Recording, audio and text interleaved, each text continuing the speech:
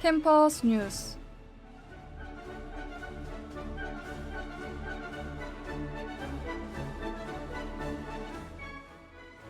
(2016) 글로벌 사회문제 해결 현장 체험 프로그램 참여 학생 모집이 안내됐습니다.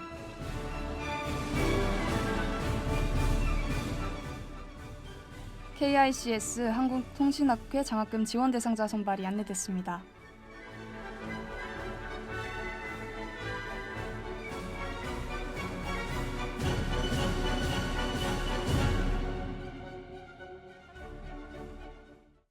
먼저 학내 소식입니다. 2016 글로벌 사회문제 해결 현장 체험 프로그램 참여 학생 모집이 안내됐습니다.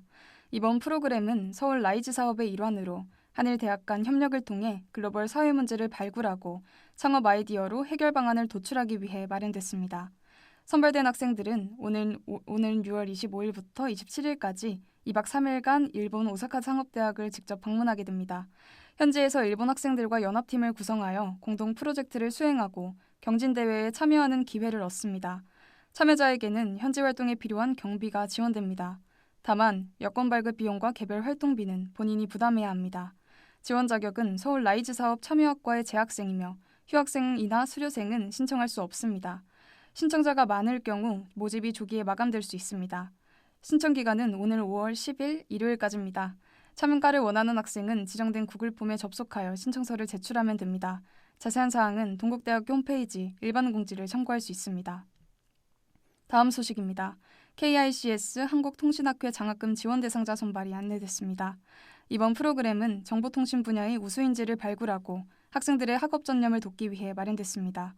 지원 대상은 KICS 학생회원 정회원 또는 온라인 회원 가입자 중 통신, 전자, 컴퓨터, 소프트웨어 등 ICT 관련 학과에 재학 중인 학부생과 국내외 대학 통신 관련 전공 대학원생입니다. 전일제 석박사 과정 재학생도 신청 가능합니다. 선발 인원은 총 20명으로 선발된 장학생에게는 1인당 100만 원의 장학금이 지급됩니다. 신청은 5월 14일 목요일에 마감됩니다. 최종 결과는 5월 25일 월요일에 발표될 예정입니다. 선발된 학생들을 위한 장학금 수여식은 학예 종합 학술 발표회 기간인 6월 17일 수요일부터 19일 금요일 중 하루에 진행됩니다. 구체적인 수여식 일정은 최종 결과 발표 시 확정 공지될 예정입니다. 자세한 사항은 동국대학교 홈페이지 장학공지를 참고할 수 있습니다.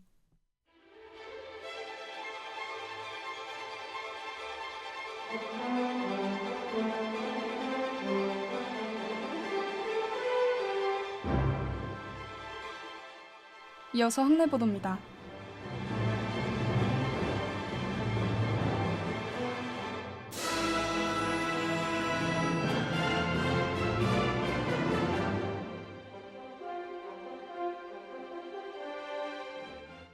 동국대학교가 2026학년도 박영석 그랜드 슬램 장학증서 수여식을 개최했습니다.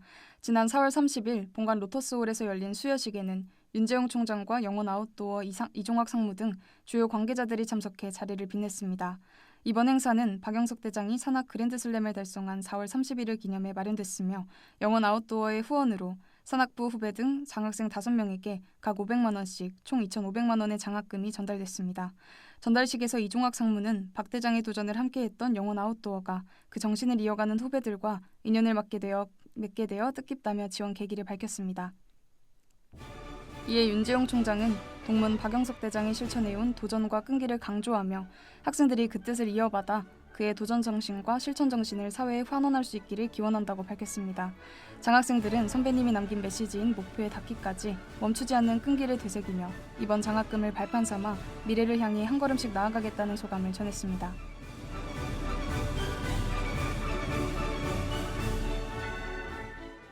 이것으로 5월 6일 수요일 오후 캠퍼스 뉴스를 마칩니다.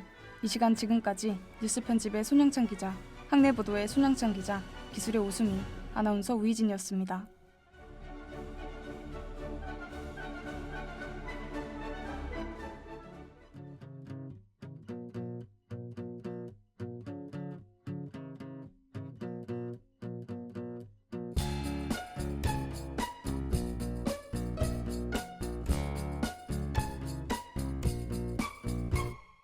바람을 타고 날아오르는 새들은 걱정 없이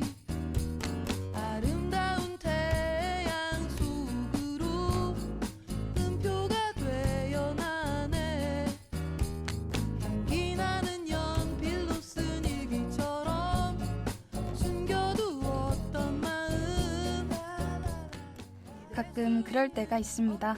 잘못된 길인 걸 뻔히 알면서도 지금까지 부은 노력이 아까워서 억지로 붙들고 있는 상황 말이죠. 공부든 인간관계든 지금까지 쏟아부은 시간이 얼마인데 라는 생각이 발목을 잡으면 그때부터 삶이 무거워집니다. 역사를 공부하다 보면 제국이 멸망해갈 때와 이런 모습이 아주 비슷해서 놀라곤 합니다. 하던 방식을 버리지 못해 결국 무너지는 것, 학술적으로는 이를 경로 의존성이라고 부릅니다. 그대를 만나고부터 그대 나의 초라한 마음을 받아준 순간부터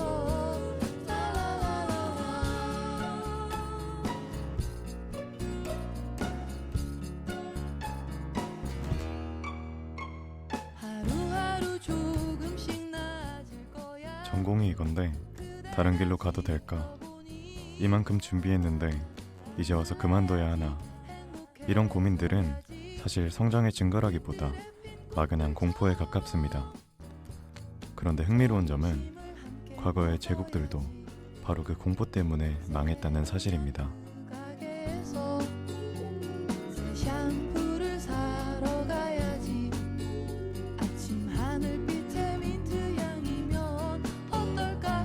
난 다시 꿈을 꾸게 되었어.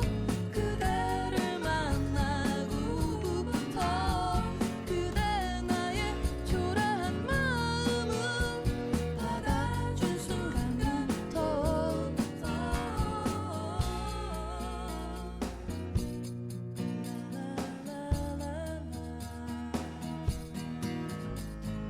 월요일도 화요일도 오직 너만을 생각한 밤이 있었어. 내가 정말 왜 이러는 건지. 아무래도 네가 너무 좋아진 게 아닐까. 이게 바로 사랑인가 봐. 처음 본 순간 나는 느꼈어. 내가 기다리던 사람이 바로 너란 걸. 난 내게 말하고 싶어. 너를 사랑하고 있다고. 모든 것을 내게 주고 싶다고. 어떻게 해야 내 마음을 알겠니? 네가 나의 전부라는 걸. 나의 마음은 너에게 보여주기가. 역사적으로 쇠락하는 나라들을 보면 예외 없이 매몰 비용의 함정에 빠져 있습니다. 명나라가 대표적입니다. 북방의 위협과 경제적 위기 속에서도 조선 대대로 내려오던 낡은 세금 제도를 끝까지 고집했습니다. 이유는 단순했습니다. 원래 이랬으니까 라는 관성이었죠. 산업혁명기 영국도 비슷합니다. 자신들이 먼저 구축해놓은 구식 설비와 인프라가 아까워 신기술 도입을 주저하다가 결국 후발주자들에게 뒤처지고 말았습니다. 익숙한 실패를 되풀이하느냐 아니면 낯선 도전을 하느냐. 역사는 항상 이 갈림길에서 결정되었습니다. 내게 말하고 싶어. 너를 사랑하고 있다고. 모든 것을 내게 주고 싶다고. 어떻게 해야 내 마음을 알겠니? 네가 나의 전부라는 걸.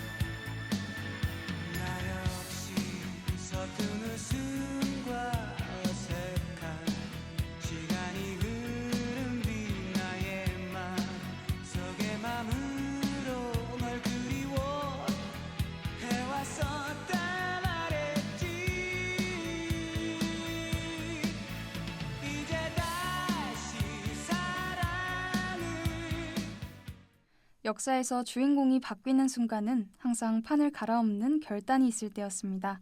익숙한 관습을 과감하게 버리고 새로운 시스템을 받아들인 나라들이 결국 시대를 주도했습니다. 19세기 말 서구 열강의 압박 속에서 일본이 선택한 메이지 유신이 대표적이죠. 수백 년간 이어온 막부 체제와 부사계급의 특권을 스스로 폐지하는 단절을 선언했기에 그들은 동아시아에서 가장 먼저 근대화를 이뤄냈습니다.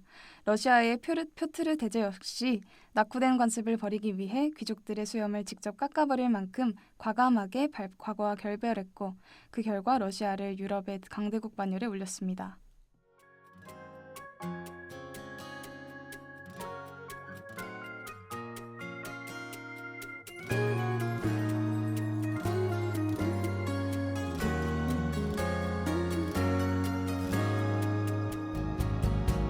여름 냄새 벌써 이 거리에 날 비웃듯이 가는 흐르네. 눈부신 햇살 얼굴을 가리면 빨갛게 손끝은 물들어가. 몰래 동그라미 그려놨던 달력 위 숫자 어느덧 내일 제일 맘에 드는 옷 펼쳐놓고서 넌 어떤 표정일까 나 생각해. 해맑은 아이 같은 그대의 눈동자 그 미소가 자꾸 밟혀서 눈에서 내 한숨만은 웃음만. 그대 힘겨운 하루의 끝 이젠 누가 지킬까 누가 위로할까. 내 턱끝까지 숨이 차올라 내 머리 위로 바람이 불어온다. 온 힘을 다해 나는 달려간다. 이게 마지막 선물이 될지도 몰라. 눈물이 흘러 아니 내 얼굴 가득히 흐르는 땀방울. 늘 그랬듯이 아무렇지 않게 웃으며 안녕 나의 사랑 그대 미안해.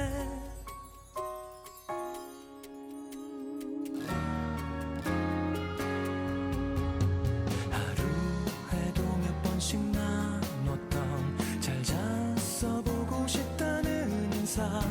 그리울 때면 꺼내볼 수 있게 하나하나 내 맘에 담고네. 해맑은 아이 같은 그대의 눈동자 그 미소가 자꾸 밟혀서 눈에서 내 한숨만은 웃음만. 그대 힘겨운 하루의 끝 이젠 누가 지킬까 누가.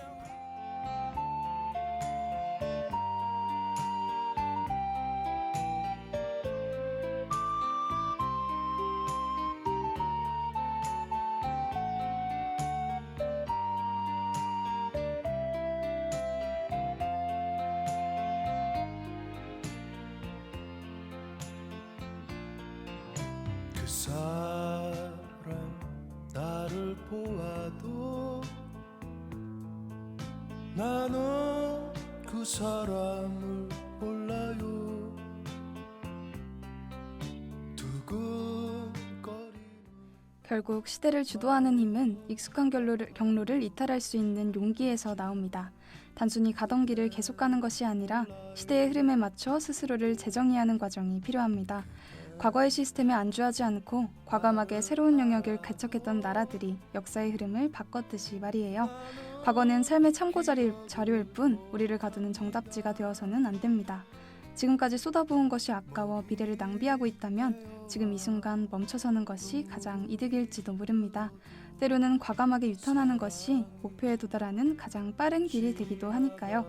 오늘 밤에는 내가 억지로 붙들고 있는 관성이 무엇인지 한 번쯤 고민해 보시길 바랍니다. 보고 싶던 그 얼굴을 그저 스쳐 지나며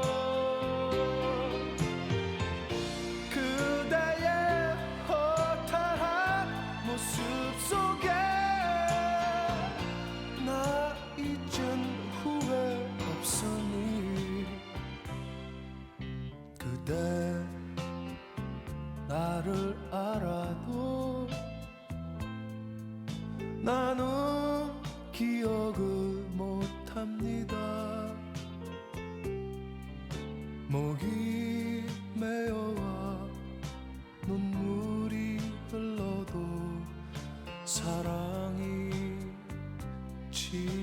흘러가며